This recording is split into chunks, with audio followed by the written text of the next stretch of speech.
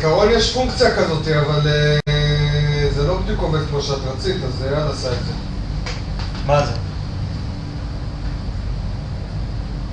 לא, הוא שואל את מה את מכניסה? את השם שלך?